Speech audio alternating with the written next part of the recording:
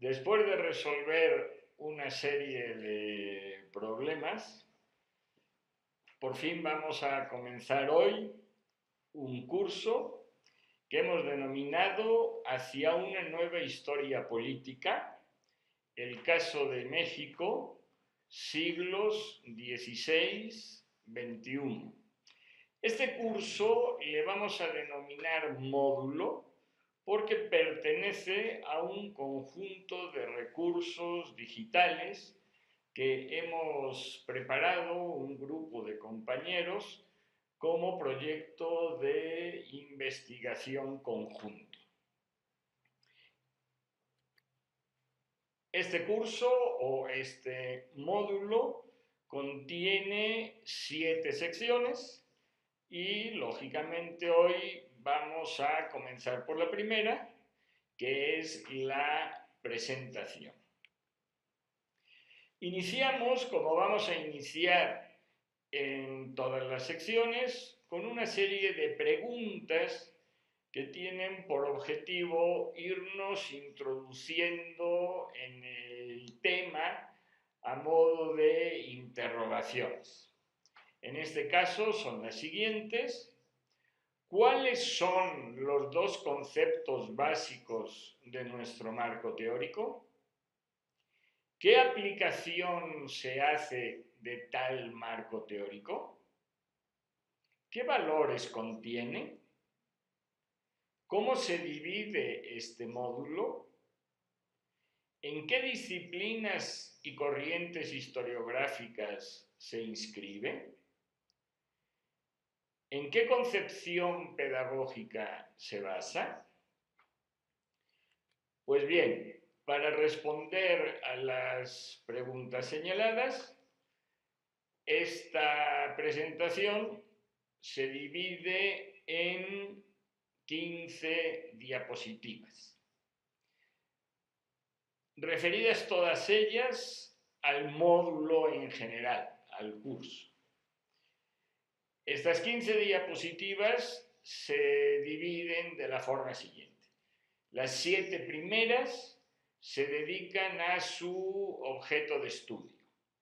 Una más a la estructura del módulo. 2 a su carácter interdisciplinario. Y las últimas 5 a la concepción pedagógica que lo atraviesa. Vamos a dividir ahora las 7 diapositivas que se dedican a su objeto de estudio, que lógicamente son las primeras que vamos a ver.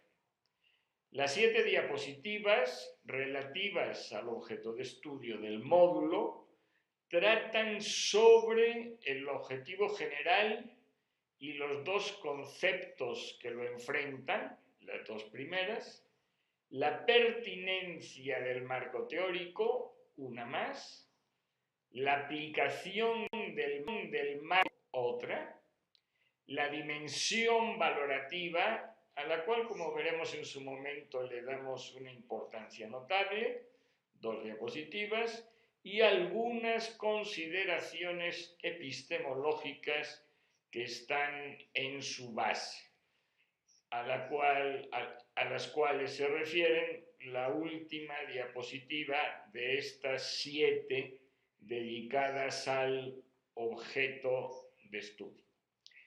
Pues bien, comenzamos con la primera de las diapositivas centrales. Este módulo propone un marco teórico-metodológico con un grado de originalidad no desdeñable para el estudio de algunos de los aspectos que, en el ámbito de la política, han condicionado más intensamente la realización y la felicidad de las personas en el pasado y el presente de la humanidad, pese a lo cual han sido insuficientemente estudiados.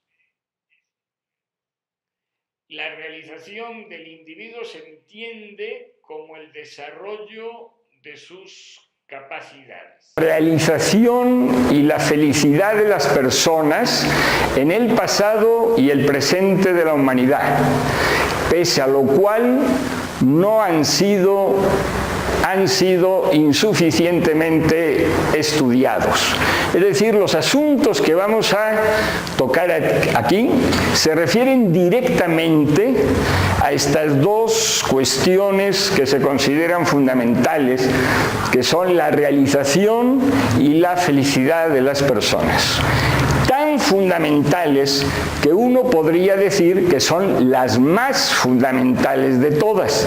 Es decir, los objetivos, las aspiraciones principales del ser humano consisten en su realización personal y en su felicidad. Pues a estas dos cuestiones responde lo que vamos a ver a lo largo del módulo y, en primer lugar, en estos dos conceptos principales que engloban todos los otros que se van a ver a lo largo del módulo. Aquí una pequeña acotación. Felicidad es un término que más o menos entendemos todos, que si lo queremos desentrañar nos pasaríamos 50 horas, nadie las tenemos por fortuna y por lo tanto ahí lo dejamos. Pero ¿qué significa realización personal? Y esto es lo que se señala a continuación. La realización del individuo se entiende como el desarrollo de sus capacidades. En este sentido se está proponiendo que todos los seres humanos, nuestras aspiraciones principales consisten en eso, en desarrollar capacidades y en sentirnos felices. ¿Capacidades de cuáles? Pues cada quien. Unos capacidades musicales principalmente, los otros intelectuales, etc. Pero en ese desarrollo de las capacidades es donde nosotros nos realizamos y somos felices.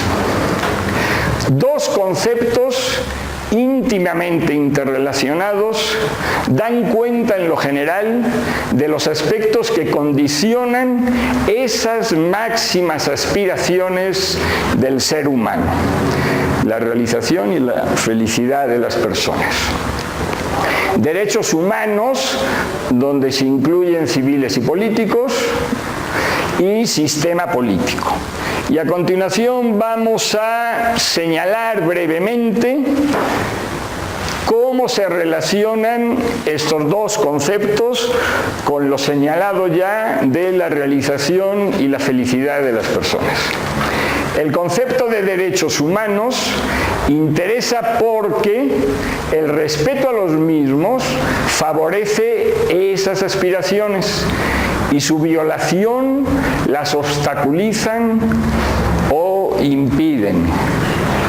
Esto es una idea que quizás expresada de esa manera tan general no se capta tan de inmediato. En cuanto pongamos un ejemplo, sí, una violación a los derechos humanos es la tortura, ¿no?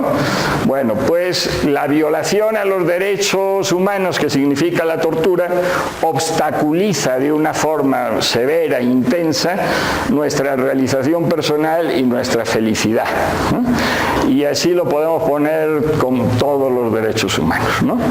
Su respeto facilita la realización humana y la felicidad, y su violación obstaculizan, dificultan o incluso impiden esa realización personal y esa felicidad. Sino que se lo pregunten a un tipo que está en un campo de concentración o una cosa por el estilo, pues difícilmente puede estar feliz trabajando 16 horas al día y con una comida que no le permite prácticamente ni subsistir, ¿no? O que se lo pregunten a una persona que es torturada, como decía antes, etc. Los 4 tipos de estratos sociopolíticos que se distinguen a partir del grado de disfrute de esos derechos, eso lo vamos a ver luego. A partir del disfrute de los derechos humanos, distinguimos 4 estratos sociopolíticos. Eso se desarrolla en otra sección, que le llamamos ciudadano, súbdito, siervo y esclavo. Pues bien, esos 4 estratos sociopolíticos pueden verse en cierta medida como niveles de posibilidad de realización y felicidad de las personas. A este asunto se dedica, y ya lo veremos, la tercera sección. Un esclavo, pues, tiene más complicado ser feliz, ¿no? Un ciudadano lo tiene más fácil, un siervo lo tiene intermedio, ¿sí? A eso se refiere esto. Bien, continuamos con la siguiente, que está dedicada en principio al otro concepto global que sirve para expresar todo el módulo. El concepto de sistema político, de una manera también hay que decirlo un tanto heterodoxa. El concepto de sistema político en este módulo conjuga 2 aspectos fundamentales para la comprensión de esa vertiente esencial de cualquier colectividad humana que denominamos política, que alude al poder, a la toma de decisiones vinculantes, a la dirección de las colectividades. ¿Cuáles son estos 2 aspectos? Por un lado, la extensión de la comunidad política, que se refiere a cuán grande es el conjunto de los ciudadanos en una colectividad. Es decir, el conjunto de personas que pueden participar en la toma de decisiones colectivas y, por tanto, pueden desarrollar libremente esa faceta fundamental para la realización del ser humano que es la política. Bien, este sería el primer asunto del que trata el sistema político, que es la extensión de la comunidad política. ¿Qué significa eso? Pues cuántas personas son ciudadanos y cuántas personas no lo son. Que es lo mismo que decir cuántas personas pueden participar libremente en la política y cuántas no. Hoy podríamos decir que todos los adultos podemos participar libremente en política. Ahí está el hecho, si se quiere, mínimo pero fundamental, que consiste en tener la credencial del IFE que nos permite votar.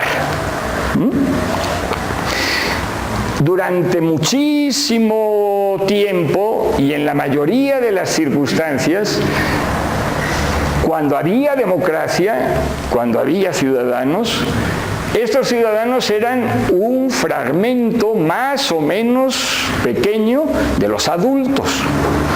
Sabemos todos que en la Grecia de la antigüedad, por ejemplo, podían votar exclusivamente los atenienses, varones, mujeres no. Y más de la mitad de la población que no era ateniense, inmigrantes y esclavos, obviamente no podían tener participación política. Entonces, este es un hecho clave, que es la extensión de la comunidad política. ¿Cuántos pueden participar y cuántos no? ¿Y por qué es importante esta cuestión de la participación en la política, que no es solo a través de las elecciones, sino a través de toma de decisiones en distintos ámbitos? Porque se supone que una de las facetas importantes del ser humano es la faceta política, la faceta de la participación en la colectividad a la cual pertenecemos. Los seres humanos podemos y debemos participar en la marcha, en el rumbo de esas colectividades a las que pertenecemos.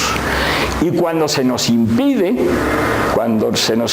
ser parte de esa comunidad política, se nos está suprimiendo, se nos está eliminando una faceta importante de nuestro ser. Y por eso mismo tiene que ver directamente con lo que señalábamos antes de la realización personal. Porque si se me permite participar, se me está permitiendo desarrollar esa faceta. Si no, se me está impidiendo y estoy siendo pues un ser humano que no puede desarrollar esa parte de sí mismo. Entonces, en el concepto de sistema político, por un lado, ponemos esta cuestión de la comunidad política, basado fundamentalmente en su extensión, mayor o menor, y por otro lado, el régimen político o forma de gobernar, que aquí se comprende en este módulo a través de una clasificación que parte de la dicotomía democracia-no democracia, y del cual dependen en gran medida el grado de libertad del que gozan las personas y por tanto su posibilidad de realizarse y ser feliz. A este tema se refiere la quinta sección. A todos se nos debería de hacer evidente esta cuestión. Del régimen político depende en buena medida nuestra felicidad. ¿Por qué? Por una sola cuestión, por el hecho de la libertad. Quien haya vivido en un régimen político no democrático, si es totalitario peor todavía, sabrá la importancia de esto, la importancia de que uno pueda hablar libremente, sin estar con la sospecha fundada de que le pueden a uno estar escuchando, y si uno habla cosas indebidas, pues ahí ya se la está jugando. Y cuando digo jugando, es jugando. Es decir, el campo de concentración, la muerte, la tortura, el encarcelamiento. Entonces, el hecho de tener un régimen político democrático, donde las personas nos podemos expresar con libertad, o no tenerlo, es algo absolutamente fundamental para desarrollarnos libremente y para ser felices, en definitiva. Obviamente, en un régimen político estrictamente no democrático, la libertad de cátedra no existe, pero ya no solamente la libertad de cátedra, o sea, si el régimen político no democrático pues es de derechas, pues entonces todo lo de izquierdas está absolutamente prohibido. Si es de izquierda, todo lo de derechas y todo lo que no coincide estrictamente con la línea del gobierno dictatorial está prohibido. Y prohibido es prohibido. Entonces, esta sería la segunda cuestión que está dentro del sistema político, del concepto de sistema político, y que influye también decisivamente en lo que señalábamos de nuestras cuestiones básicas más importantes. El sentido de todo esto es que ustedes vean que lo que vamos a desarrollar en este módulo no son cuestiones de fuera de nosotros. Y a mí que me importa el régimen político, y a mí que me importa la comunidad política, y a mí que me importan los derechos humanos, ¿no?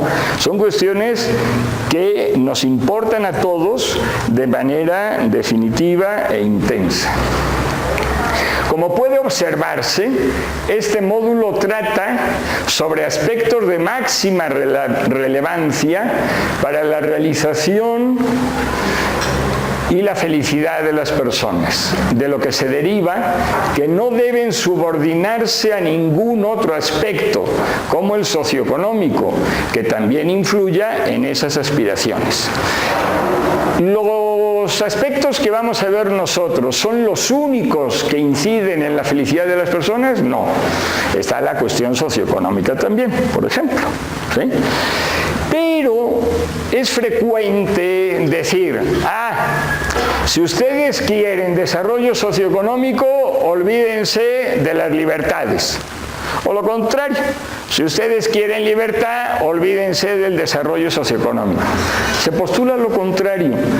Todas estas dimensiones tienen que ser valoradas en sí mismas, de manera independiente, y jamás pueden ser subordinadas a otras. Tan importante es el desarrollo socioeconómico como la libertad. Y si alguien me dice, oiga, para comer mejor, prescinda de su libertad. Hombre, pues dígaselo a un caballo, ¿no? Pero a un ser humano, pues es una pregunta verdaderamente indignante. Pasamos a la siguiente. Pertinencia del marco teórico. La pertinencia de un marco teórico, y esta diapositiva se refiere a la pertinencia del marco teórico en general, aunque también al que nosotros, por supuesto, vamos a utilizar. La pertinencia de un marco teórico depende sobre todo de su capacidad para propiciar la comprensión y la explicación de un determinado aspecto de la realidad, lo que a su vez depende de su capacidad, a través de la conceptualización correspondiente, para otorgar sentido a los hechos y procesos estudiados, así como para compararlos con los ocurridos en distintos periodos o regiones. De esta oración rescato los dos últimos puntos señalados con negritas. Es fundamental que nosotros otorguemos sentido, demos significado profundo a las cuestiones que vamos aprendiendo, que vamos comprendiendo, que vamos estudiando, que vamos investigando. ¿Eso qué significa? ¿Sí? ¿Eso es importante o no es importante? ¿Es algo que se queda ahí, que uno no sabe ni para qué? ¿O sí es importante? Y la segunda cuestión, comparar. Es una cuestión fundamental, ¿no? Creo que no podemos comparar nada, es una exageración lo que ahora voy a decir, si no lo comparamos con fenómenos similares, ¿sí? Una exageración porque, bueno, uno puede conocer la Revolución Mexicana muy bien, a lo mejor sin compararla con ninguna de las otras revoluciones del mundo, ¿no? O de la edad contemporánea. Pero qué duda cabe, pienso yo, que si somos capaces de compararla, la estaremos comprendiendo mejor. ¿Cuáles fueron sus diferencias y similitudes con la Revolución Francesa, con la Revolución Rusa? Y así pasa en todos los fenómenos. En la medida en que seamos capaces de compararlos, los conoceremos mejor. Y para compararlos es ineludible, es imprescindible, es necesario que los conceptualicemos, porque son esos conceptos los que nos permiten esa comparación. Dos ejemplos. No es lo mismo señalar que en determinados pueblos de indios novohispanos solo votaban para elegir al cabildo los principales, los nobles, ¿no?, de esa comunidad, que decir que tales colectividades, los pueblos de indios, tenían comunidades políticas que impedían discriminatoriamente la participación política de la mayoría de la población. Ahí lo estamos cargando de contenido. Unos dicen, ah, sí, votaban solo los principales. ¿Y eso qué significa? Pues ni más ni menos significa que la mayoría de la población de ese pueblo de indios, cuando sucedía eso, que no sucedía siempre, y eso lo vamos a ver después, la mayoría de la población estaba impedida de esa participación política. ¿Y qué significa eso? Pues que había una clara discriminación contra los más iguales o los plebeyos. Estamos cargando de contenido, estamos dando significado a partir del concepto. Y que en este sentido pueden compararse con las comunidades políticas de los municipios mexicanos de algunos periodos del siglo XIX, donde sucedía absolutamente lo mismo, en tiempos ya muy posteriores, e incluso con la comunidad política de la Venecia renacentista. Y ahí podemos empezar a hacer toda una serie de comparaciones, incluso internacionales, que pueden resultar interesantes. Tampoco, y viene el segundo ejemplo, tampoco es lo mismo estudiar las guerras mexicanas decimonónicas, las muy frecuentes guerras mexicanas decimonónicas, desde los conceptos estabilidad, inestabilidad, orden, desorden o gobernabilidad, ingobernabilidad, como se ha hecho usualmente, que desde el concepto de derechos civiles, que permite poner en primer plano el sufrimiento de las personas. Estos acontecimientos, las guerras, con mucha frecuencia se han estudiado bajo esa óptica de significación estatal, ¿no? Conformación del Estado, dificultad para su consolidación. Aquí se propone otra óptica, la del sufrimiento.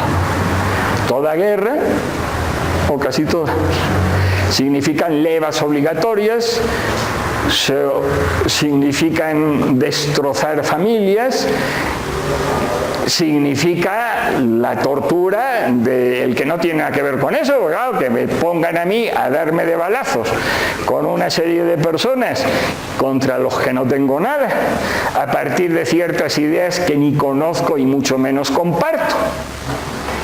Pues son situaciones verdaderamente terribles que normalmente pues, han quedado opacadas o en un segundo lugar por completo. Aplicación del marco teórico-metodológico, como lo hacemos específicamente en este módulo.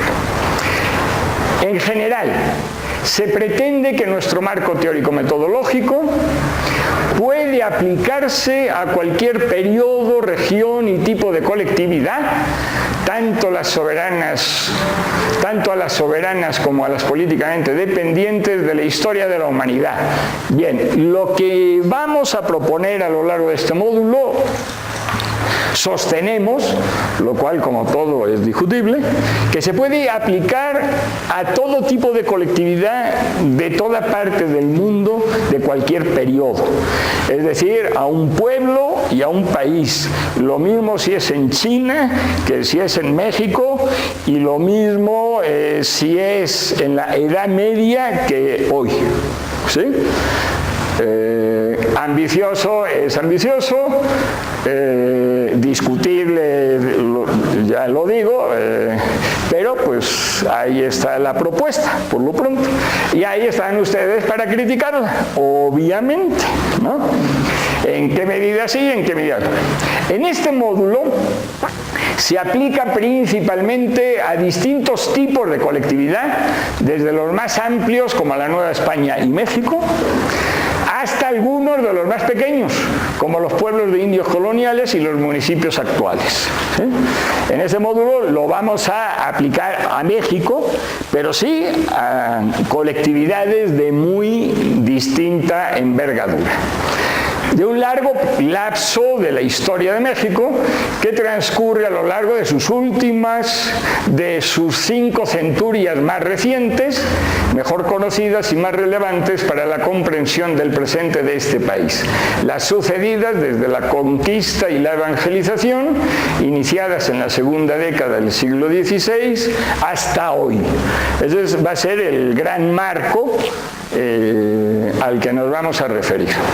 Obviamente no de forma sistemática, pero sí con ejemplos, ya lo van a ver, pues bastante frecuentes, tanto a lo largo de esos 5 siglos como entre los distintos tipos de colectividad. La información empleada sobre la historia de México procede de libros y artículos especializados ya publicados, en ese sentido no hay una originalidad, pero a menudo adquiere una nueva dimensión al conceptualizarse con nuestro marco teórico. Dimensión valorativa.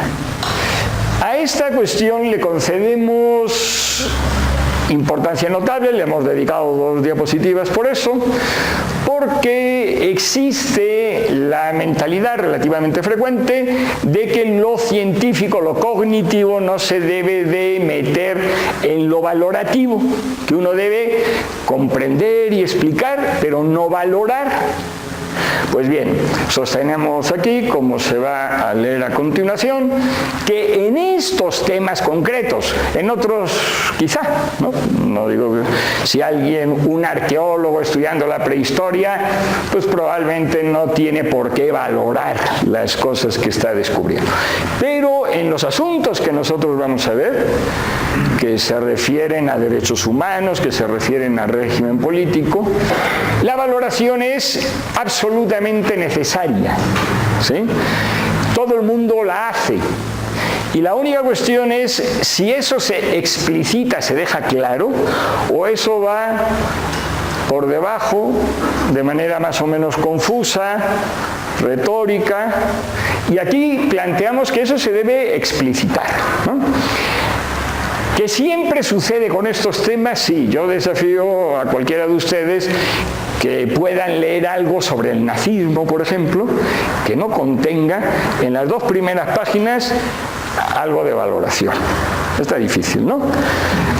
Se mataron 6 millones de judíos. A ver, algo tendré que decir, o no, ¿no? Bueno, y de gitanos otros tantos, y anarquistas varios y comunistas también, ¿no? ¿Sí? Y uno mientras tanto de brazos cruzados y diciendo, bueno, eso no es ni malo ni bueno. Pues no, ¿no? Bueno, entonces, sí, es indispensable esa valoración. Y sostengo que se debe de hacer clara, no dejarla ahí soterrada, confusa, sino explicitarla. Es conveniente explicitar la valoración dada a los conceptos y temas analizados en este módulo, en aras de la claridad. Pues la casi totalidad de las obras que los emplean y enfrentan contienen valoraciones al respecto, aunque en ocasiones lo hagan subrepticiamente o incluso lo nieguen. En este módulo, la comprensión de la realidad se conjuga con su valoración. No se trata solo de comprender y de explicar, también de valorar. En nuestro marco teórico, el disfrute de los derechos humanos y la democracia, que ya vimos antes, de izquierda o de derecha, se asocian con valores como la libertad, la realización personal, el sujeto autónomo cognitiva y moralmente, la paz, la tolerancia, la empatía, el respeto hacia quienes piensan diferente, así como la participación política libre y crítica. No tenemos tiempo de ir viendo de manera puntual cómo todos y cada uno de esos valores están vinculados claramente con los derechos humanos y con el régimen político, pero sí lo están, no están puestos ahí sin más, todos y cada uno de ellos, y los consideramos valores, ¿sí? Por el contrario, la violación a los derechos humanos y la no democracia, de izquierda o de derecha, se vinculan con contravalores, indefectiblemente. Quien no quiera valorar lo tiene muy difícil, sinceramente. Como la intolerancia, la discriminación, el prejuicio, la imposición, la represión, la violencia, el sujeto dominado y acrítico, la esclavitud, el sufrimiento, el temor e incluso el terror. No es retórica, es realidad, absolutamente. Por lo tanto, repito lo de antes, es imposible la no valoración. El disfrute de los derechos humanos, la democracia y los valores asociados con ellos tienen una importancia decisiva para la realización y la felicidad humanas, por lo que deben ser comprendidos, valorados y defendidos con intensidad y en sí mismos. Nunca deberían minusvalorarse ni supeditarse a otras ventajas. Por el contrario, Las violaciones a los derechos humanos, la no democracia y los contravalores asociados con ellas deben ser condenados con claridad y en sí mismos. Es positivo comprenderlos, pero no justificarlos. Este último punto lo que pretende es que nos involucremos todos en esta cuestión. No es solo una cuestión de bueno, malo, no, nos involucra definitivamente. Cuando uno es consciente de ciertas cosas, sí debe defender y condenar clarísimamente. No, yo me cruzo los brazos, no, yo mejor ni me meto en problemas. Si uno es consciente de ciertas cosas, por lo menos es la propuesta, ¿no? Uno debe de tomar postura, uno debe de defender cosas y uno debe de condenar cosas.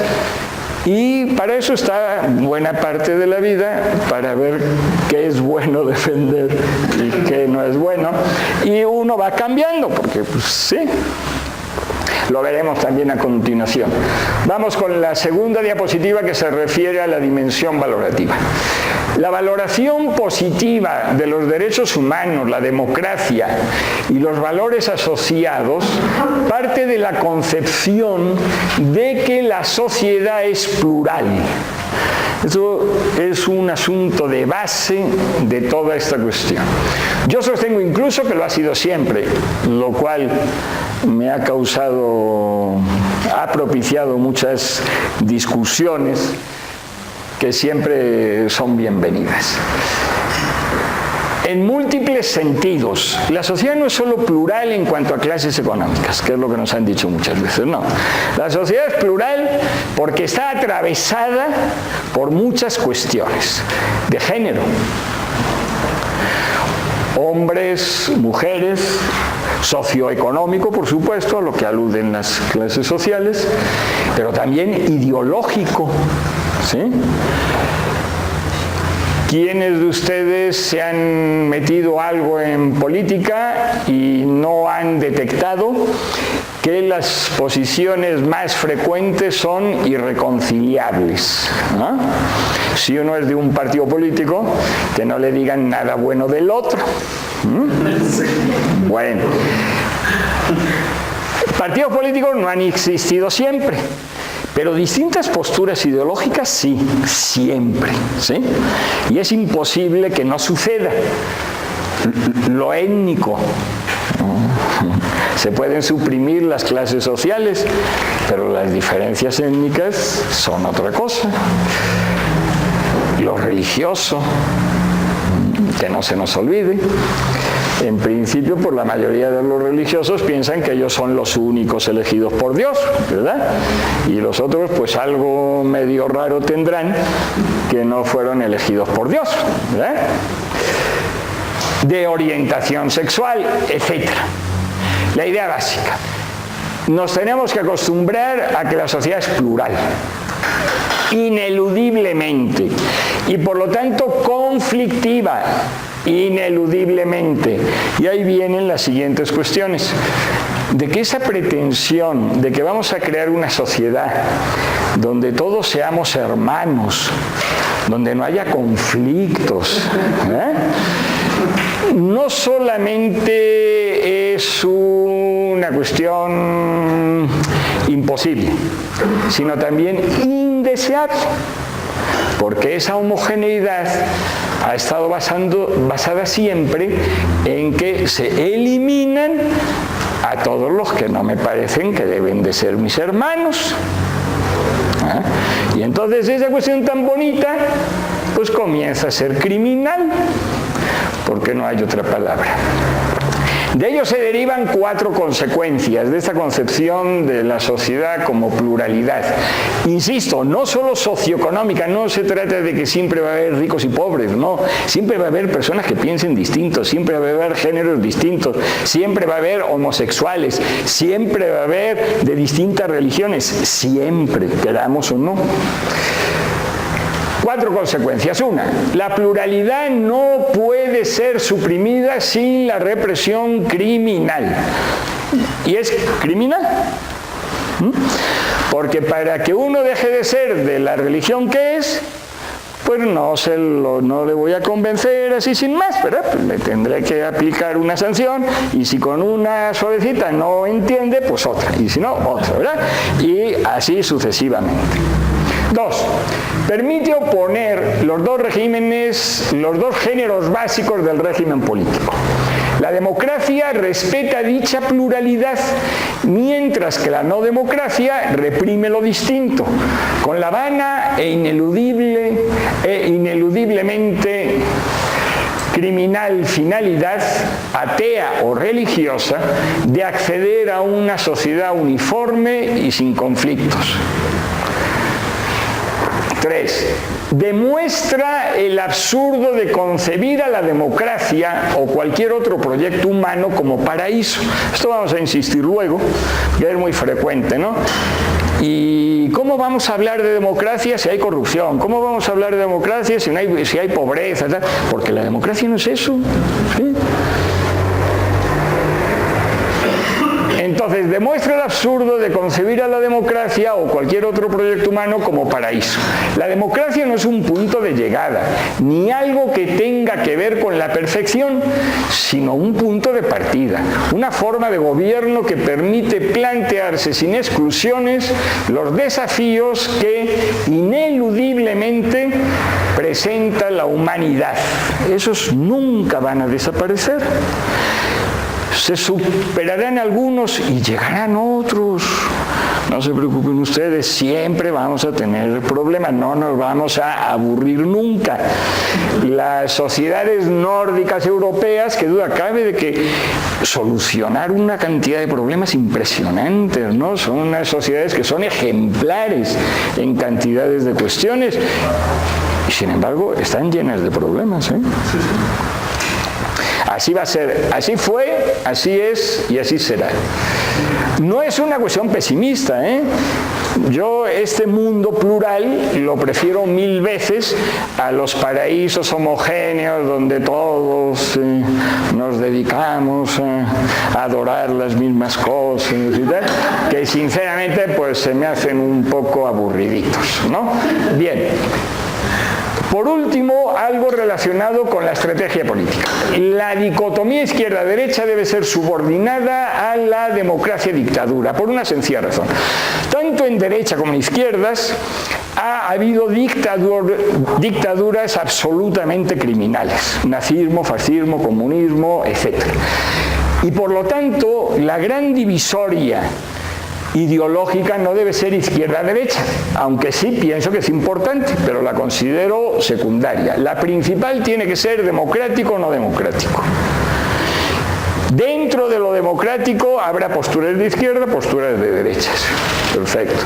Y ahí tendrán que verse las caras, tendrán que discutir, polemizar, unas veces ganarán unos, otras veces ganarán otros, pero están en la tesitura esta de la concepción de una sociedad plural. La cuestión de dictadura de izquierda o de derecha, donde no hay pluralidad, donde no hay alternancia, donde solo puede haber una postura, es la que pienso que deberíamos de rechazar. Porque las cosas no pueden ser de una vez por todas. Y si llega, yo soy de izquierda, ¿no? Y llega un gobernante de izquierda y lo hacen mal. Y la población, pues mayoritariamente vota un partido de derechas. Bueno, pues se lo tendrá merecido, digo yo, ¿no? ¿O qué? Lo hizo mal y lo tenemos que seguir soportando. ¿Sí me explico? O sea, pues, y esa es de las virtudes obvias de la democracia. Paso al siguiente y último punto de la dimensión valorativa. Nuestro sistema de valores, y se refiere un poco, bueno, y este señor aquí propone una serie de cosas que pueden resultar más o menos raras, de dónde han salido, qué tienen que ver con otras cuestiones, por lo menos dar algunas pinceladas al respecto. Nuestro sistema de valores, el que proponemos en este módulo, coincide grosso modo con el que subyace en los principales documentos de la Organización de las Naciones Unidas sobre los Derechos Humanos. no es nada, uno lee todo. La ideología de las Naciones Unidas es una ideología realmente pues abierta, sensata, que luego se cumple más o menos, pues como siempre es una cosa. Y en la teoría democrática pluralista, autores como Dahl, Sartori, etcétera, pues están dentro de esta órbita completamente. Este sistema de valores tiene similitudes, pero también notorias diferencias con los usuales en religiones como el judaísmo, el cristianismo y el islam. Yo obviamente me quedo con estos, por eso los propongo, porque pues sí, las religiones en general tienen algunos valores que uno comparte, a lo mejor la solidaridad tal, pero luego pues sinceramente tienen otras visiones que yo pienso que es mucho a partir de que toda religión, toda revelación divina pues fue captada por los humanos de su tiempo. Y en el supuesto de que eso tuviera lugar, pues esos humanos la tuvieron que traducir a su mundo. Y si su mundo era absolutamente homofóbico, pues tenemos Sodoma y Gomorra, ¿no? Donde pues Dios, escandalizadísimo por la homosexualidad, arrasa una ciudad. Hombre, como que resulta un poquito exagerado, ¿no? Bueno, entonces estas tres religiones por lo menos pues tienen sus coincidencias, obviamente, pero tienen sus diferencias también. Por otro lado, valores que algunas tradiciones han considerado positivos en sí mismos, como la valentía, el honor y el desprecio por lo material, quedan sujetos a calificaciones positivas o negativas en función del valor superior al que sirven. Por ejemplo, en nuestro sistema de valores la valentía es positiva si se usa para defender la libertad, y todavía en mayor medida cuando se trata no solo de la libertad de quienes piensan como yo, sino también de la de quienes tienen distintas ideas. Pero es negativa cuando se trata de reprimir a la oposición. Entonces aquí pues se plantea esta cuestión de que ciertos valores tradicionales, como los señalados, pues no quedan en ese orden más elevado, sino que quedan en un segundo orden, ¿no? Ah, no, yo soy muy valiente, pues dime para qué te sirvió la valentía y veremos si eso fue positivo o no, ¿no? En la Edad Media, en muchísimos tiempos de la historia, la valentía estaba por encima de todo. Si uno era valiente, era positivo en sí mismo, ¿no? Que le sirvió para matar 5 niños, da lo mismo, porque qué valiente soy, ¿no? Bueno. Pasamos a lo siguiente. Da lo mismo, porque qué valiente soy, ¿no? Bueno. Pasamos a lo siguiente. Estas son algunas pequeñas consideraciones epistemológicas en algunos, pero bueno, de cómo nos planteamos nosotros el conocimiento, ¿no? Y se dice lo siguiente: nuestro marco teórico no debe considerarse como un conjunto de dogmas, sino como un conjunto de propuestas en constante revisión. La sucesiva aplicación del marco teórico-metodológico ha implicado, como no podía ser de otra manera, su progresiva rectificación, con la finalidad de que pudiera dar cuenta de mejor forma de la complejidad de la realidad. Esto que propongo no es que un día se me reveló y qué buena tal. No, ha sido trabajo de años, donde primero tiene ciertas ideas, las va completando con otras y dices, hombre, pues esas que tenía no me sirven para esto, las tengo que revisar, etc. No es una cosa cerrada, sino todo lo contrario. Sin duda, este proceso de adecuación debe continuar en el futuro. no se trata de proponer verdades inmutables, sino caminos cuyos destinos últimos se desconocen, pues dependerán de los obstáculos, siempre bienvenidos, pues de ellos depende el placer de la aventura del conocimiento que deban enfrentarse. A un dogmático, cuando se le presentan obstáculos y dice, no hombre, si mi idea como que no parece muy ajustada para explicar esto, pues prescindo de los hechos, ¿no? ¿Cuál es el problema? O se pone muy triste, ¿y yo ahora qué hago? No, hombre, pues yo ahora me divierto, ¿no? Viendo cómo tengo que cambiar lo que no funciona. Frente a la monotonía de la aplicación del dogma religioso o ateo, insisto en esto, porque muchas veces hemos identificado el dogma con lo religioso y, por supuesto, pues buena parte de lo religioso es dogmático, ¿no? La fe es dogmática, ¿así? No. Uno se lo cree o no se lo cree, ¿verdad? Pero el ateísmo ha dado lugar a tantos dogmas como la religión, ¿eh? Eso proceda de donde proceda. Si uno puede creer dogmáticamente todo. Uno puede ser neoliberal dogmático, porque pues eso es indiscutible, ¿no? O marxista, o weberiano, o lo que uno quiera, ¿no? Entonces, insisto en esta cuestión de religioso o ateo.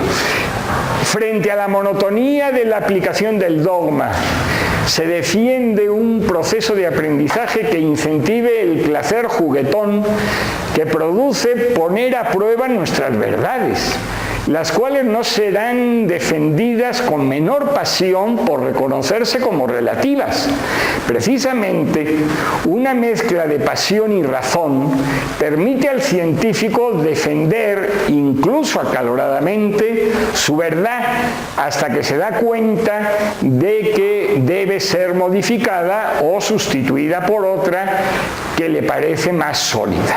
El científico intenta persuadir al otro y a sí mismo de su verdad.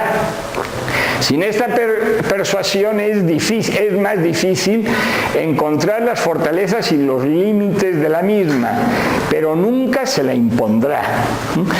Esto va a que muchas veces, bueno, como yo pienso que la verdad es relativa y la mía también, pues me vale gorro todo, ¿no? Entonces, ni la defiendo, no, la que yo creo hoy, la defiendo totalmente, o sea, sí creo que es la verdad, pero sé que es relativa, ¿no?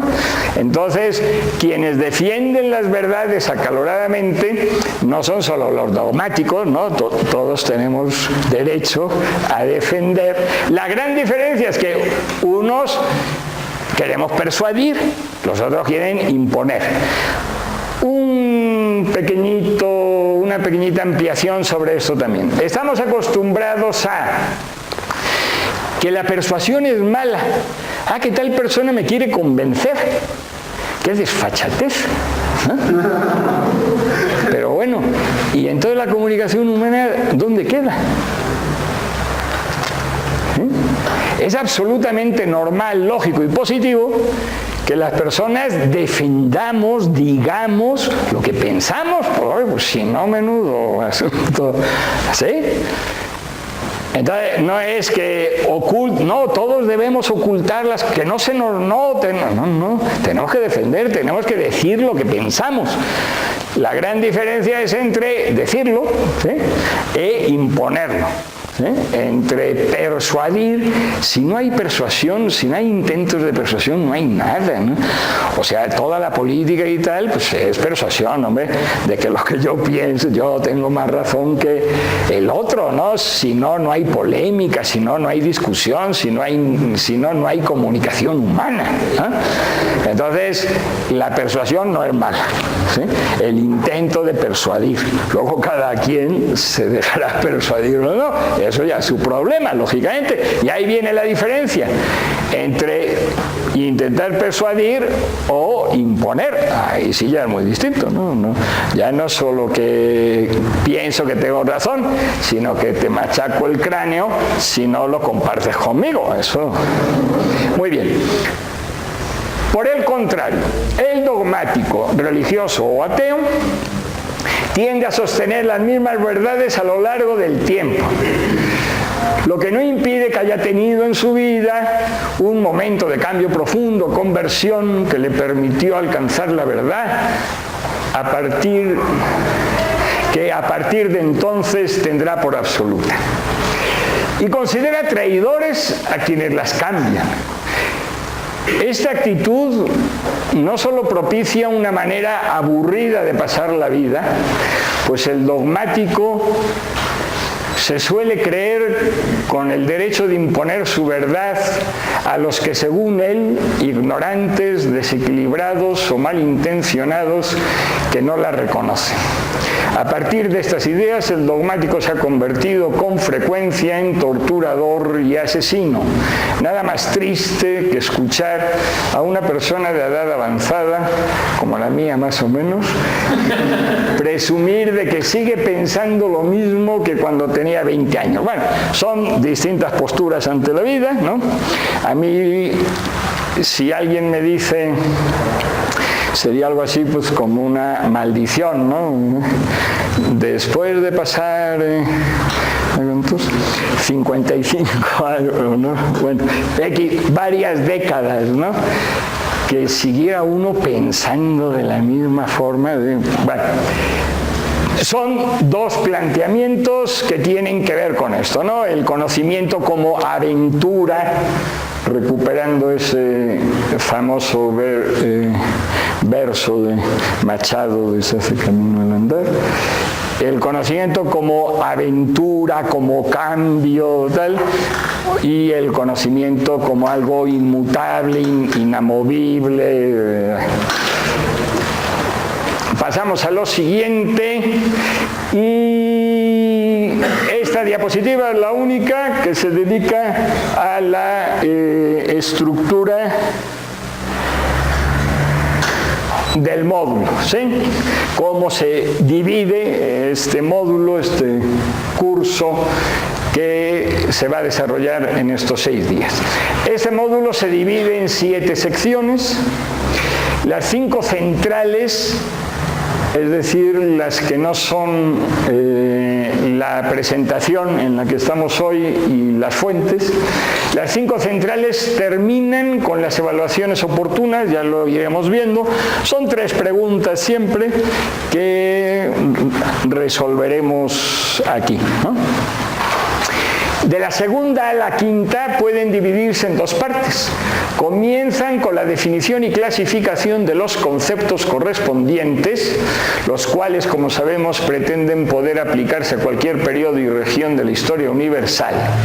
Enseguida, dichas definiciones y clasificaciones se aplican a los distintos periodos y colectividades de la historia de México, ¿no? Vamos a verlo en todas estas secciones, una primera parte de tipo teórico, definiciones y clasificaciones, y después su aplicación a la historia de México. La sexta sección sintetiza lo dicho en las 4 anteriores para caracterizar 4 sistemas políticos mexicanos. Y a continuación viene pues unas pocas palabras con respecto a cada una de estas secciones. La primera, la presentación, la de hoy. La segunda, definición y clasificación de las colectividades, los grupos humanos susceptibles de tener sistemas políticos. Vamos a verlo después, pues son desde los pueblos hasta los países, etcétera, ¿no? Es el concepto más amplio en este sentido. Todo lo que vamos a ver es en relación con colectividades de distinta envergadura. 3. Tras las definiciones correspondientes se distingue a partir del disfrute de los derechos humanos, civiles y políticos, los 4 principales estratos políticos que han conformado las colectividades a lo largo de la historia, los compuestos por ciudadanos, súbditos, siervos y esclavos. Es decir, esta segunda sección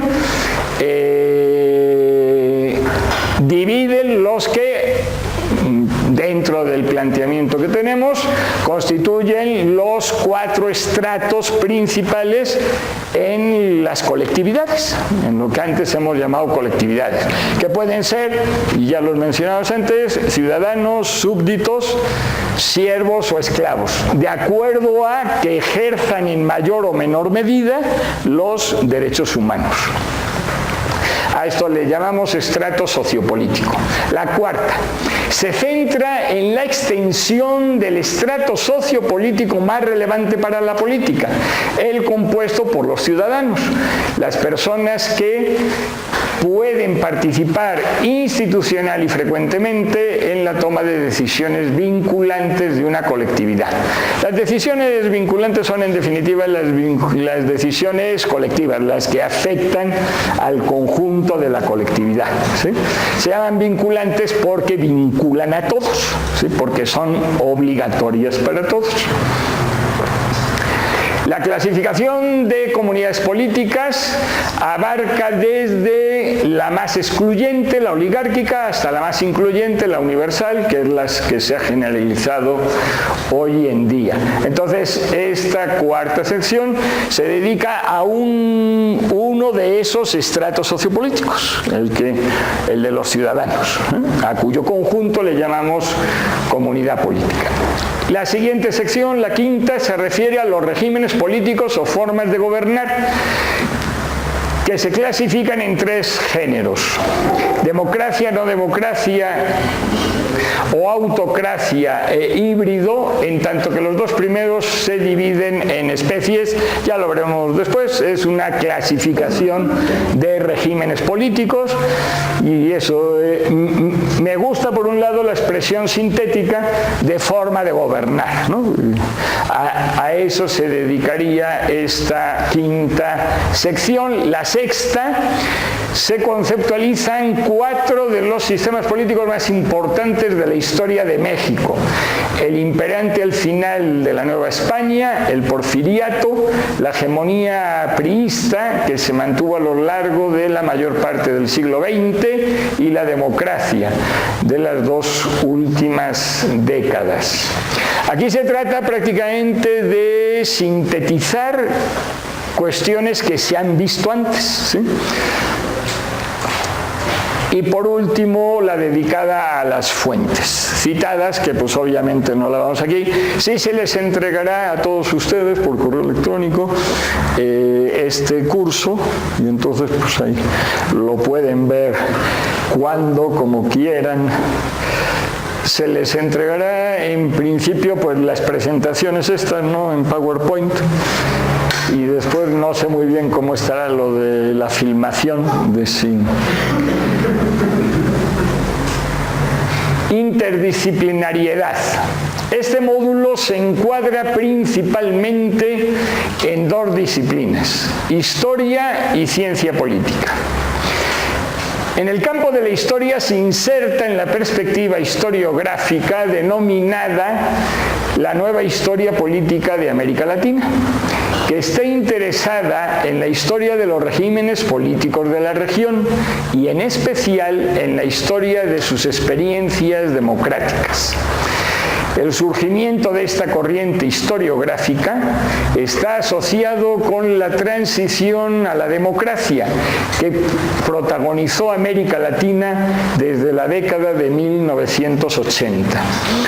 Una de las últimas transiciones en América Latina fue la mexicana, precisamente, que se inscribe en la llamada tercera ola mundial de tales transiciones y que en nuestra región tuvo una de sus manifestaciones más notables. Se nos olvida con frecuencia. Todo es perfectible en la vida, todo está lleno de muchas cosas negativas y se nos olvidan las positivas. América Latina, incluido México, era una región del mundo predominantemente autoritaria, dictatorial, represiva. Y esa transición a la democracia, que no significa transición al paraíso, sino solamente transición a la democracia, pues realmente fue uno de los acontecimientos más importantes en la historia de la región, en la historia secular de la región, ¿no? Una región, eso, llena de dictadores, y que ahora más o menos pues se ha dado una serie de regímenes democráticos donde no se mata a la gente, donde quienes acceden al poder no es a través de un golpe de Estado, donde se convence a varios miles de gentes para que le sigan a uno y los terminen matando a los otros, ¿verdad? Esas cosas que tienen muy poca gracia, ¿no? Pues eso, en principio, casi se terminó. Entonces, transición a la democracia que protagonizó América Latina desde la década de 1980, que se inscribe en la llamada tercera ola mundial de tales transiciones y que nuestra región tuvo una de sus manifestaciones más notables al convertir un subcontinente predominantemente no democrático en uno casi exclusivamente democrático. Cuba es la excepción más notoria. Aquí sería una manifestación clara, ¿no?, de la cuestión izquierda-derecha, democracia no democracia, ¿no? Si alguien sostiene, sí hay quienes lo sostienen, que Cuba es un ejemplo de democracia incluso mundial, ¿no? Tal, pues bueno, nada más que tendrá que poner sus criterios, etcétera. Pero a partir de los criterios normales, pues sí, no es una democracia, ¿no? Eso lo veremos después también. Esta transición despertó un mayor interés científico por la democracia representativa en una región cuyas principales fuerzas políticas habían tenido durante décadas tendencias claramente autocráticas, tanto en la derecha como en la izquierda. Populismo y comunismo. ¿No interesaba la democracia? El interés por la democracia realmente en América Latina fue sobre todo a partir de esta transición. Antes de esta transición, los de derechas pues estaban muy apegados a lo militar, no veían nada mal una dictadura de vez en cuando que pusiera las cosas en orden. Los de izquierda eran de talante también de esa vertiente de la izquierda. La izquierda como la derecha, eso, hay una izquierda democrática y hay varias izquierdas democráticas y varias izquierdas autoritarias, pero la que predominaba por aquel entonces era la más autoritaria de todas, que era el comunismo, ¿no? Cualquiera que se preciara de izquierda pues tenía que ser comunista, entre otras cosas porque se cometía el enorme error, y ahí pues sí lo digo más o menos enfáticamente, en creer que la única izquierda de verdad era el comunismo, ¿no? Entonces, pues la socialdemocracia no era izquierda, el anarquismo no era izquierda, el populismo de izquierda tampoco era izquierda, los únicos, es el típico planteamiento este de que yo soy el único, ¿verdad? Y todos los demás, pues nada. Muy apegado al respeto a la pluralidad, ¿no? Esta transición despertó un mayor interés científico por la democracia representativa en una región cuyas principales fuerzas políticas habían tenido durante décadas tendencias claramente autocráticas. En comparación con esta perspectiva, nuestra propuesta concede más importancia a los derechos civiles y la democracia directa. Esta propuesta, que sí, ha avanzado mucho en el conocimiento de la democracia de la región, pero desde nuestro punto de vista hay estas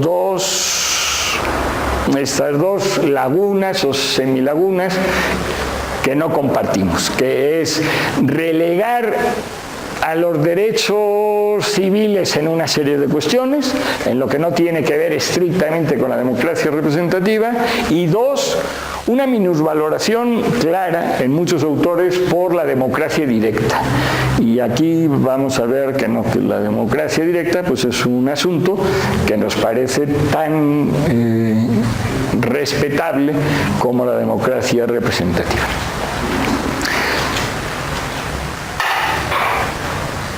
hemos visto entonces cómo este planteamiento, que sí es importante decir dentro de qué se inscribe uno, ¿no? Uno no es un marciano que bajó del cielo o de Marte y el cielo, no se sabe, bueno, pero que bajó del espacio, sino que pues uno se inscribe dentro de ciertas corrientes historiográficas y tal, ¿no? Que le parecen más adecuadas, lógicamente. Entonces, en el campo de la historia, pues ya lo hemos visto, y en el campo de la ciencia política, este módulo se inscribe en la teoría de la democracia, que enfatiza la importancia de cuestiones que están totalmente vinculadas con lo que decíamos antes de la pluralidad, ¿no? La importancia de la fragmentación del poder, de la pluralidad inherente a toda sociedad contemporánea y de la tolerancia. Algunos de sus autores principales son Robert Dahl, se citan dos obras que están en la bibliografía, que realmente Robert Dahl se lo aconsejo a todos. Uno de los dos libros, creo que es el del 99, es un libro pequeño, fácil de leer, profundo, una maravilla. Desde mi punto de vista, es La democracia, una guía para los ciudadanos. De quien provienen las definiciones de democracia más utilizadas hoy por los politólogos, sin duda. Robert Dahl es el gran definidor de la democracia, y Giovanni Sartori. Pese a que los principales conceptos de nuestro marco teórico son de carácter político, en ocasiones incluyen variables no estrictamente políticas, como las relativas a las estratificaciones socioeconómica y étnica en relación con los estratos sociopolíticos, y excluye otras tratadas frecuentemente en la historia política, como las relativas a las tácticas militares o las relaciones internacionales. Entonces sí es una cuestión que se inscribe dentro de la política, del ámbito de la política, con estas salvedades. Hay cuestiones de la política que no nos parecen relevantes, que no nos parecen fundamentales y a las que no dedicamos mayor tiempo. Quizás si se hiciera un mayor desarrollo de esto pudieran caber, pero pues en principio se consideran como secundarias. Y ahora pasamos a la última parte de esta presentación, que es un poco prolongada, son 5 diapositivas, a la concepción pedagógica que estaría en la base de este módulo. No siempre se ha enseñado la historia ni las ciencias sociales y las humanidades de la misma manera ni con los mismos fines. Este módulo distingue 4 concepciones de la enseñanza de la historia con finalidades diferentes, pero que no se excluyen necesariamente entre sí. Las 3 primeras diapositivas analizan tales concepciones, las 2 siguientes exponen cómo este módulo se inscribe en la última de ellas. Por cuestiones de tiempo, porque sí es importante que este módulo lo terminemos hoy, voy a hacer a partir de ahora menos comentarios al margen de la lectura. Entonces, por lo pronto, las 4 concepciones. Una, como memorización de información no conceptualizada, que está más extendida de lo que parece, pues es practicada incluso por muchos de quienes dicen renegar de ella. La memorización no sirve para nada, y luego los exámenes, pura memorización. No, bien, es compatible con las 2 concepciones siguientes. Propicia un montón de datos, más o menos ingente, pero de escasa significación. En el mejor de los casos, constituye parte del bagaje coherente de los eruditos, ¿no? O sea, qué bien. En el peor de los casos, se incorpora al rollo que distingue a los malos universitarios del común de los mortales. Un discurso con escasas dosis de claridad y coherencia, pero con un manejo relativamente fluido de palabras desconocidas para la mayoría de la población, ¿no? ¿Para qué le ha servido a usted la historia? Para saber cosas que no saben nosotros, y así yo quedo muy bien. Bien, 2. Eso muy real, creo que Bien, 2, como factor fundamental para fortalecer identidades de colectividades, desde nacionales hasta locales, en donde resulta tan importante la exaltación de los héroes como la satanización de los villanos, con la distorsión de la realidad que ello implica. Esta visión, esta concepción de la historia creo que la ha tenido toda colectividad, es a lo mejor necesaria, no sé, para su cohesión inicial, etcétera, pero pues no resulta excesivamente confiable, ¿no? Porque como las personas no son héroes y no son villanos y tal, y uno los quiere convertir, entonces se olvida de lo que no coincide con lo que ellos quieren. 3. Esta cuarta leo así más o menos de corrido, porque si no, pues nos tardaríamos otras 2 horas. Es bien interesante.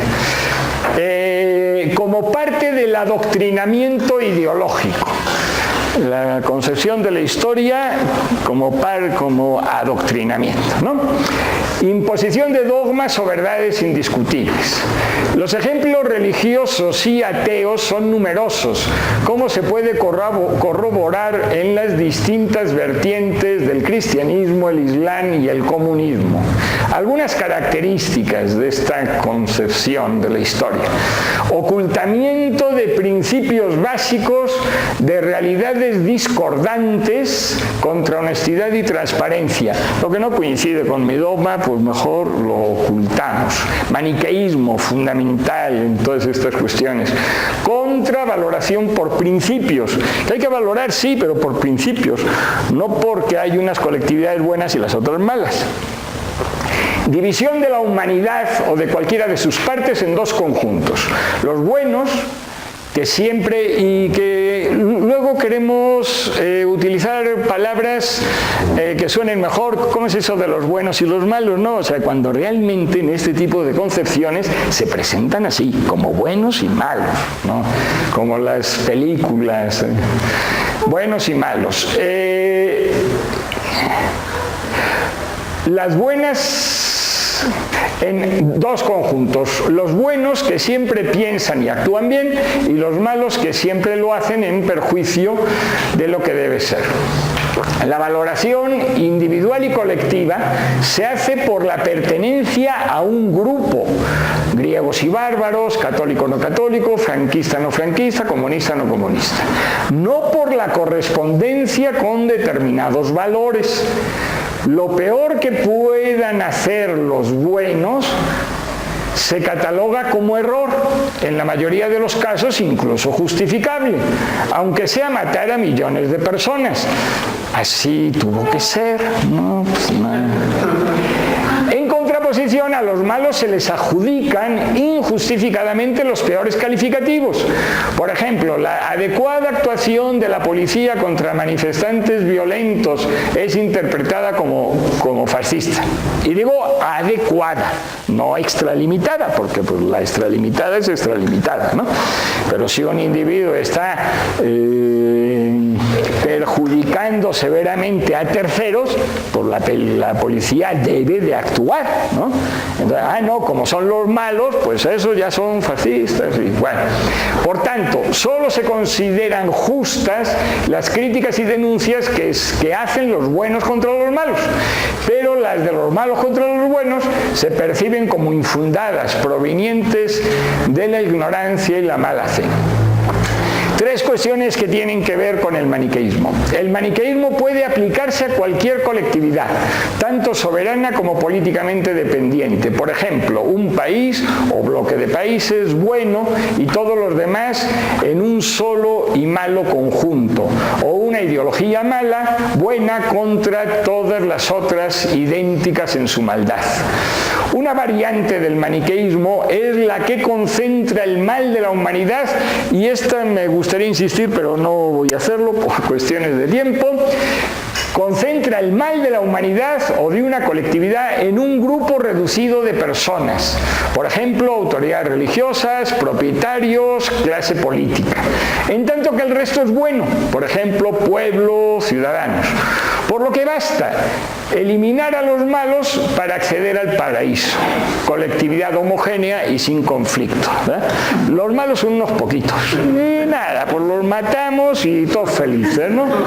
Muy bien. Esta percepción ignora que el mal, considerado como actuación que perjudica a otros, está presente en todas las colectividades, en todos los estratos sociales, en todas las profesiones, políticos, albañiles, pintores, profesores universitarios, estudiantes, todos, y todos lo sabemos, ¿verdad? Pero de repente se nos olvida. Y los malos son solo esos poquitos. Otra variante es la que difunde la idea de que cuando gobiernan los malos, aunque sean democráticos, todo está mal en un país, por lo que es necesario hacer una revolución para que gobiernen los buenos. Este enfoque ignora, además de lo señalado en el punto anterior, que en toda democracia hay ventajas que deben de perpetuarse, que son las propias características de la democracia. Entonces, la libertad de expresión, la división de poderes, pues que cambie lo que sea, pero que no atenten contra la libertad de expresión, porque pues, no tiene mucha gracia. Bien, y una última cuestión con respecto a la doctrina, la concepción de la historia como adoctrinamiento: escaso esfuerzo mental. Lo mismo para enaltecer y obedecer a los líderes de los buenos que para denigrar y rebelarse contra los malos. Tan perezoso mentalmente es el que dice sí a todo como el que dice no a todo, ¿verdad? Esa persona que de repente valoramos por crítico.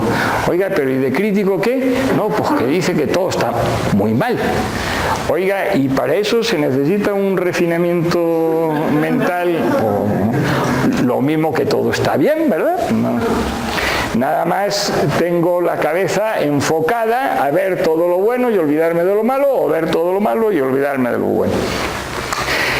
La cuarta, que es la que nos interesa más a nosotros: la enseñanza de la historia como mecanismo que fomenta la comprensión y explicación del pasado y el presente de la humanidad, o una parte de ella, a través del fortalecimiento de habilidades cognitivas y procedimientos lógicos. Esto encuentra una base adecuada en el pensamiento crítico, entendido como pensamiento riguroso, que es distinto del pensamiento homónimo, cuya señal de identidad es estar en contra de determinados proyectos políticos y o económicos, al tiempo que se ocultan las lacras del proyecto elegido por uno, como el que se caracteriza por la denuncia sistemática del capitalismo o de alguna de sus manifestaciones, por ejemplo el llamado neoliberalismo, mientras que se ocultan o justifican las matanzas de los comunistas en contra de opositores reales o imaginarios, ¿no? Entonces, pues, a cada quien lo que le corresponda, ¿no? Algunas de las propiedades básicas de este pensamiento, y esto, que por cierto, quien quiera sacarle fotos a las diapositivas lo puede hacer.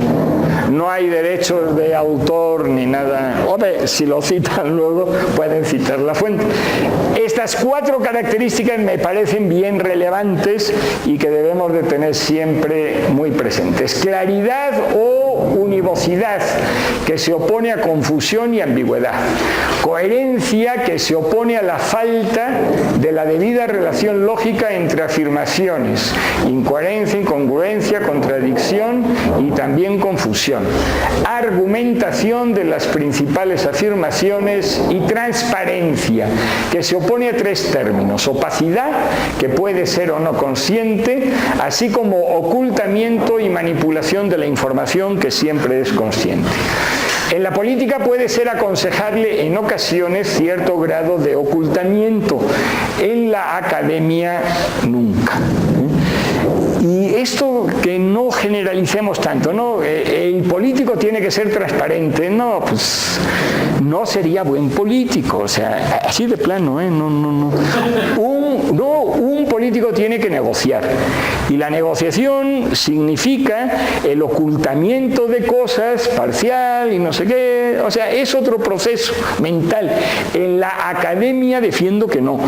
Que nosotros sí nos tenemos que guiar de una forma sistemática y constante por la cuestión de la verdad, por la cuestión de la transparencia. El político que haga lo suyo y uno hace lo que le parece que es lo correcto dentro de su campo. Bien, y terminamos con estas dos diapositivas.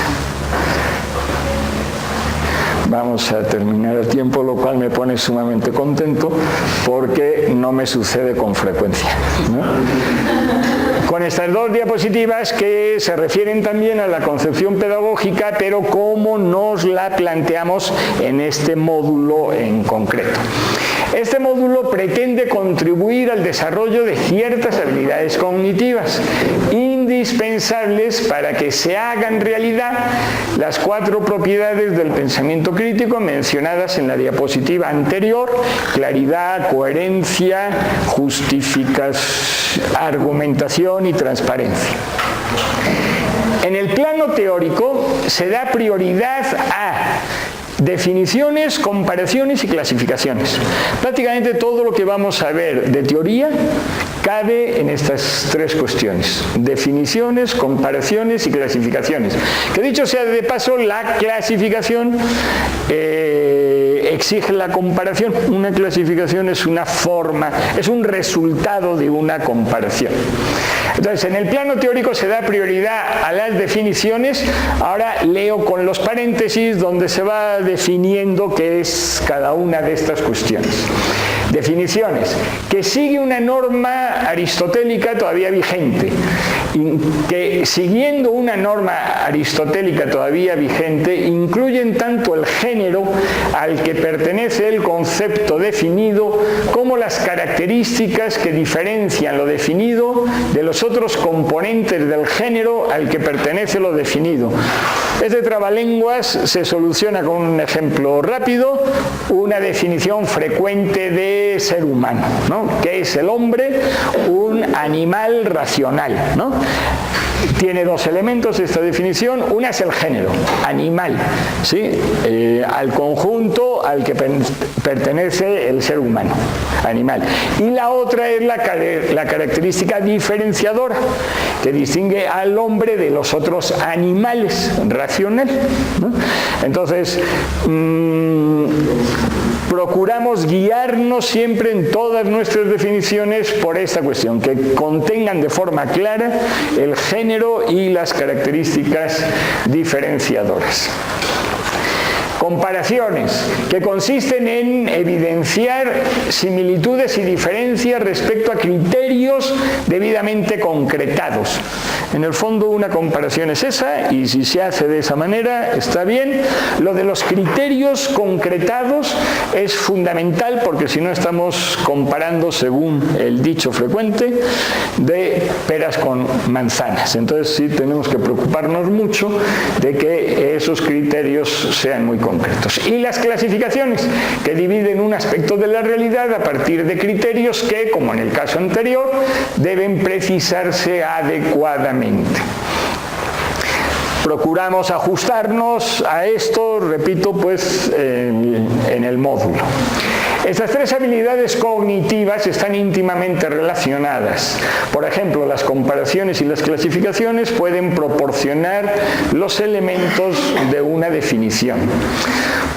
Para su debida aplicación, las características de las definiciones, así como los criterios de las comparaciones y las clasificaciones, proporcionan variables que permiten analizar el objeto de estudio con significados relevantes. Aquí va a ser una cuestión fundamental. Esto quizá convenga que lo lean después de haber terminado el módulo, como para cargar de sentido más este tipo de cosas. Las definiciones que proponemos y las clasificaciones implican variables. Si yo digo la democracia, por ejemplo, tiene como una de sus características una actitud del gobierno de tolerancia ante la oposición, pues significa que si yo voy a hacer una investigación o tal, voy a ver si eso se comprueba, se aplica en la realidad o no, es decir, se convierte en variable de investigación. ¿Cuál es la actitud del gobierno ante la oposición?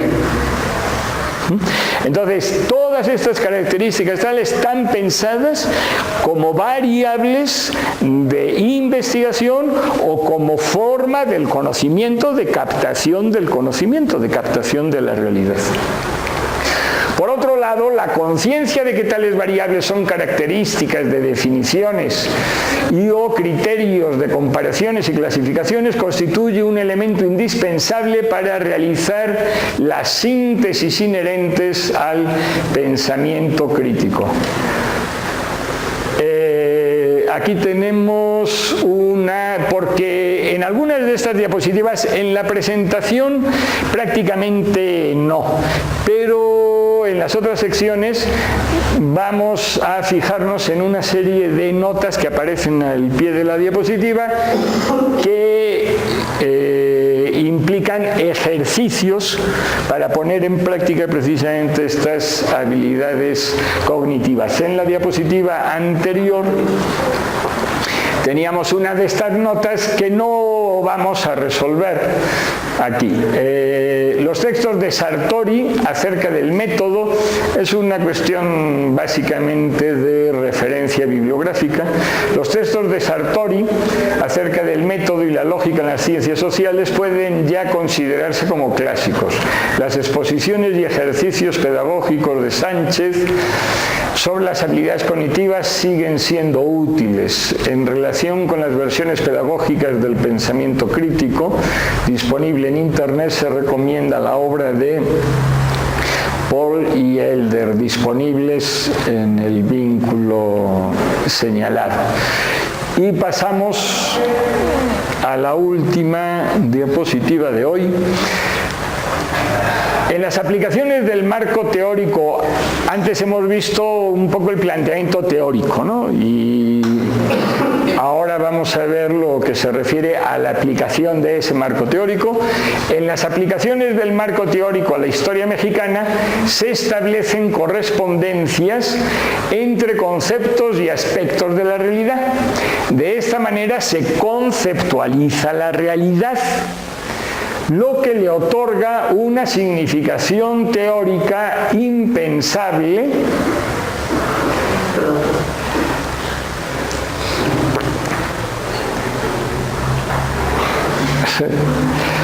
un mecanismo realmente muy adecuado para silenciarla, ¿no? Propio de una confabulación, que todos lo sabemos, en la que interviene desde el gobierno de la República hasta las máximas autoridades. Bueno, eso es parte de esa mentalidad de confabulación, ¿no? Que la historia responde a complots en los cuales está inmerso el compañero en primerísimo lugar, ¿no? Bien, de esta manera se conceptualiza la realidad, lo que le otorga una significación teórica impensable sin tal conceptualización. Si las cuestiones no las englobamos en conceptos, es muy difícil que le demos significación.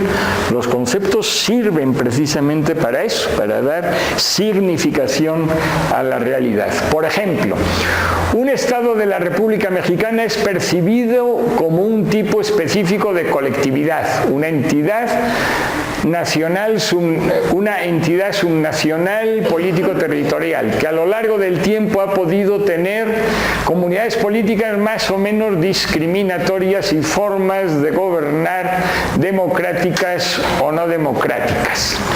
La conceptualización de la realidad exige la argumentación. Antes de pasar con esto, no es lo mismo que yo diga que yo me refiera a un Estado de la República hoy, a ser conscientes que ese Estado de la República es la concreción reciente de una división político-administrativa que tiene sus orígenes clarísimos en las intendencias, que pasa por las provincias de la Constitución de 1812, que en parte fueron territorios, que fueron también los departamentos del centralismo.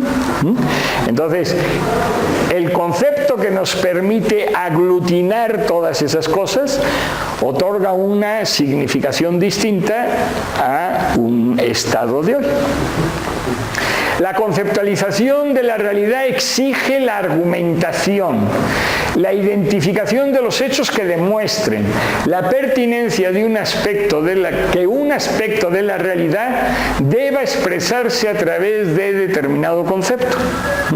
Entonces, si yo digo que los pueblos de indios, como voy a sostener luego, eran la entidad más democrática de la Nueva España, pues lo tengo que argumentar, obviamente, y así todo, ¿sí? Tengo que poner los hechos. Esa aplicación del marco teórico, en definitiva, es pura argumentación, es señalar los hechos que justifican una determinada conceptualización.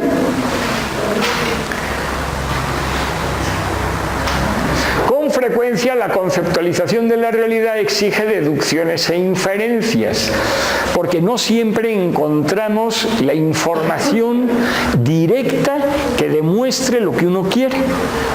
Entonces uno se encuentra con una información que dice, hombre, de esto yo puedo inferir lo otro, como en el ejemplo siguiente. Por ejemplo, la dependencia económica total implica ausencia de derechos civiles y por tanto políticos. Si yo leo en un libro, tales personas eran esclavos, ¿sí? O sea, tales personas, y más que esclavos porque ya sería demasiado directo, no podían trabajar en nada sin el permiso del patrón, que los tenía condicionados totalmente, les obligaba a trabajar 16 horas, los mantenía mal comidos, ¿no? Bueno, pues yo de ese dato sí puedo inferir que, desde luego, derechos civiles muy reducidos y políticos muchísimo menos, ¿verdad? Estaban totalmente sojuzgados por esa persona. Conceptualizar la realidad ayuda a comprenderla y explicarla.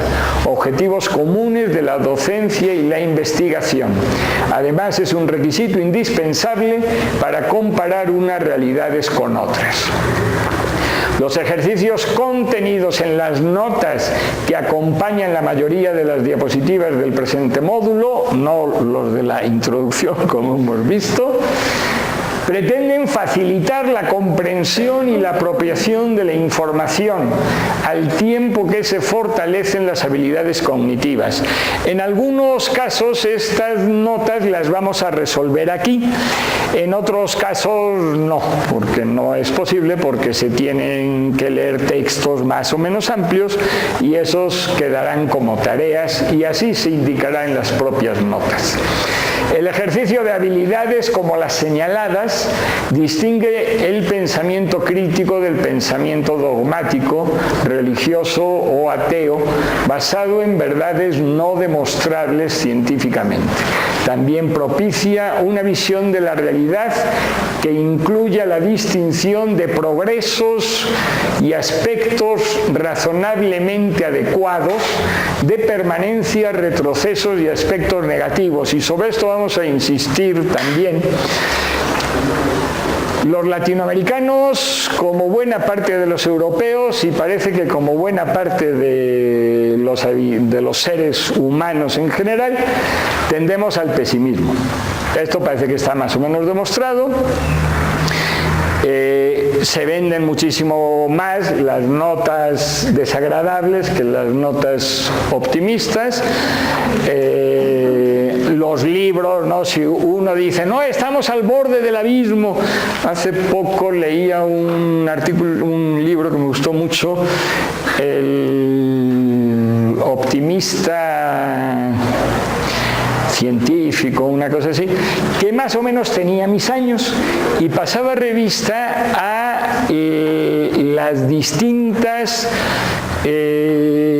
expresiones de que el mundo se iba a terminar a lo largo de su vida, que fueron las mismas que yo he vivido, y el mundo no se ha terminado, ¿no? O sea, primero la cuestión del hambre, que si seguía creciendo la humanidad al ritmo que estaba creciendo, era imposible alimentar a tantas personas y se iban a morir la mitad, ¿no? Pues no sucedió nunca. La cuestión nuclear, la cuestión de los recursos energéticos no renovables, etc. En estos últimos 40 años, según muchos autores que han vendido mucho, hemos estado al punto de la desaparición de la especie, por lo menos en 4 ocasiones, y no ha habido ninguna desaparición.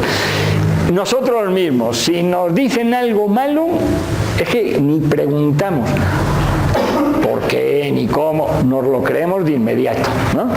Si nos dicen algo positivo, la primera reacción es imposible, imposible que suceda. Bueno, y creo que ahí pues tenemos que hacer un esfuerzo si queremos ver la realidad de una manera más objetiva y saber qué tenemos que denunciar y que criticar y qué tenemos que valorar y defender. Pues bueno, con esto ya terminamos la sesión de hoy. Si alguien tiene una pregunta, los que tengan prisa, porque sí hay que reconocer que es un poco tarde, pues quienes tengan algo de prisa pueden retirarse, por supuesto, sin ningún problema. Y si alguien quiere hacer alguna pregunta, yo no tengo prisa, entonces estaría contento de responder a cualquier pregunta que se me haga, incluidas las del saboteador.